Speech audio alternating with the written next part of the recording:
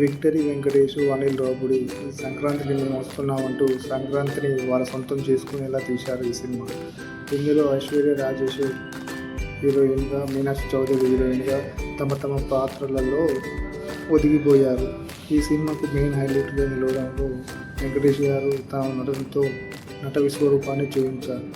పాత్రకు తగ్గట్టుగానే తమ తమ పాత్రలలో అందరూ మెప్పించేలా చేశారు. వెంకటేష్ గారు అయితే ఇంకో అడుగు ఎక్కువ వేశారు. ఇందులో మీనాక్షి చౌదరి పోలీస్ గెటప్లో లవర్గా చేయడం జరిగింది.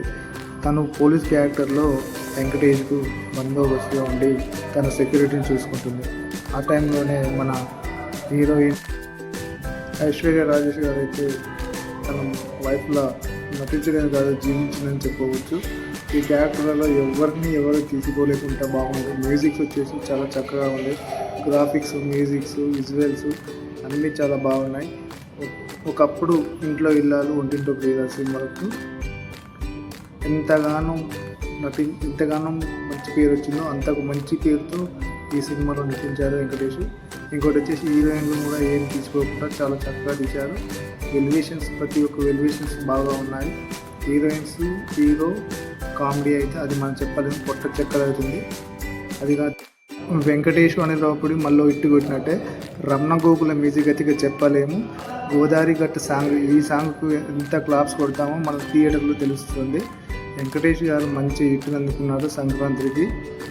ఇప్పుడు ఈ ఐశ్వర్య రాజేష్ ఒక తెలుగింటి ఆడపిల్ల చాలా పద్ధతిగా అవబడుతుంది. ఎన్నో రోజుల నుంచి ఒక మంచి తెలుగింటి అమ్మాయిగా ఎవరు లేరు, ఇప్పుడు ఆ అమ్మాయి వచ్చింది. మీనాక్షి చౌదరి అయితే యాక్షన్ అండ్ ఆమె సిన్సియర్ పోలీస్ ఆఫీసర్ లెక్క డిపార్ట్మెంట్లో చాలా జోషుగా ఉంటుంది. వీళ్ళ ముగ్గురి కాంబినేషన్లో వచ్చిన సినిమాను మనం పొట్ట చెక్కలయ్యేలా నవ్వుకుంటాము. ఖచ్చితంగా థియేటర్ వినర్లకు ఫుల్ మిక్స్లా ఉంటుంది. ఖచ్చితంగా చూడండి ఒకసారి. Please like, subscribe.